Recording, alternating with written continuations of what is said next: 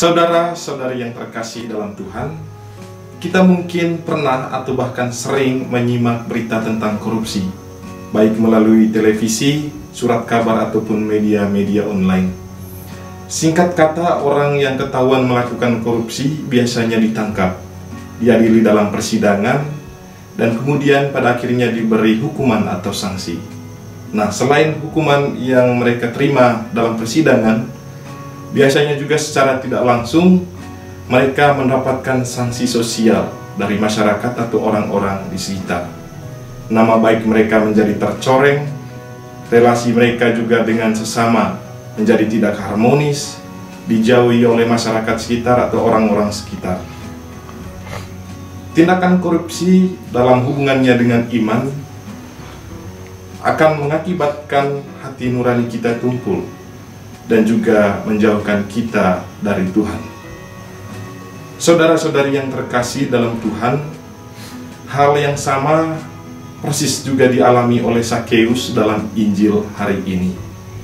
Dikisahkan bahwa Sakeus adalah seorang kepala pemungut cukai. Dia adalah seorang yang sangat kaya.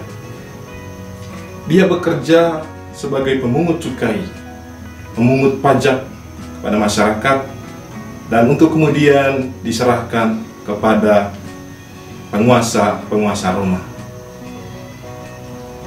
Sakeus dan kawan-kawan yang bekerja sebagai pemungut cukai tidak digaji secara khusus oleh pemerintah Roma, dan karena itu mereka kadang-kadang memungut pajak dengan lebih banyak agar mereka bisa mengambil keuntungan darinya. Nah, apa yang dilakukan oleh Sakeus ini membuat ia kaya, dan situasi ini juga ternyata membuat ia dijauhi oleh orang-orang di sekitarnya. Saudara-saudariku yang terkasih dalam Tuhan, apa pesan yang dapat kita peroleh dari pengalaman Sakeus ini?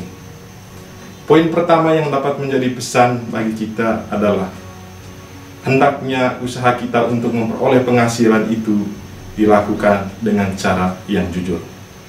Sangat jelas di sini bahwa letak persoalannya bukan pada uang atau harta kekayaan itu sendiri, tapi soal bagaimana cara kita mendapatkannya. Hendaknya juga untuk memperoleh penghasilan, uang atau harta kekayaan itu tidak boleh diusahakan dengan cara merugikan orang lain, karena hal itu juga akan merusak relasi persaudaraan kita dengan orang-orang yang ada di sekitar kita. Saudara-saudari yang terkasih, kita belajar dari Sakeus yang kemudian menyadari apa yang dilakukannya. Kesadarannya bertolak atau bertitik tolak dari perjumpaannya dengan Yesus sendiri. Sakeus bertobat dan bahkan memutuskan untuk menyerahkan setengah dari harta kekayaannya, dan juga siap untuk membayar 4 kali lipat kerugian yang dialami oleh orang-orang yang diperasnya. Nah, poin kedua yang dapat menjadi pelajaran untuk kita dari pengalaman Sakeus ini ialah bahwa berangkat dari kisah Sakeus memanjat pohon ara. Dikisahkan dalam Injil bahwa ketika Yesus datang banyak orang berkerumun, dan Sakeus yang badannya pendek tentu saja tidak bisa melihat Yesus dengan jelas. Namun Sakeus tidak kehilangan akal. Ia memanjat pohon ara agar bisa melihat Yesus.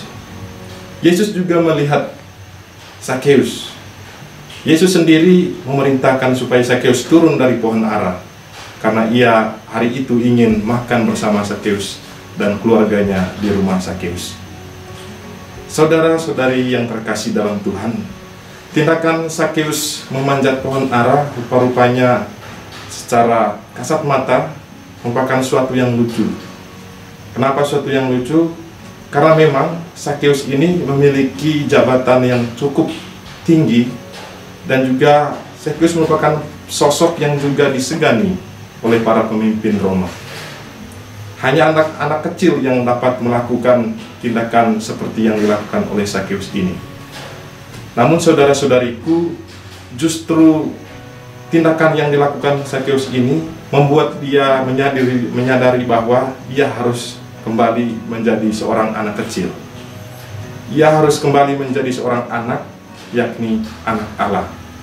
Saudara-saudari yang terkasih, meskipun Sakeus ini kehilangan harta kekayaannya, namun ia mendapati kembali kehormatan.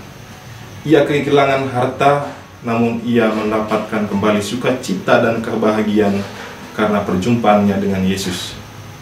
Ia kehilangan kenikmatan hidup atas harta kekayaan yang ia peroleh, tetapi ia mendapati kembali martabat sebagai seorang anak Allah, sebagai anak Allah. Nah, pesan untuk kita, hendaklah kita menjadi pohon ara yang dapat menjadi perantara bagi sesama kita yang ingin bertobat dan yang merindukan sukacita dalam Tuhan.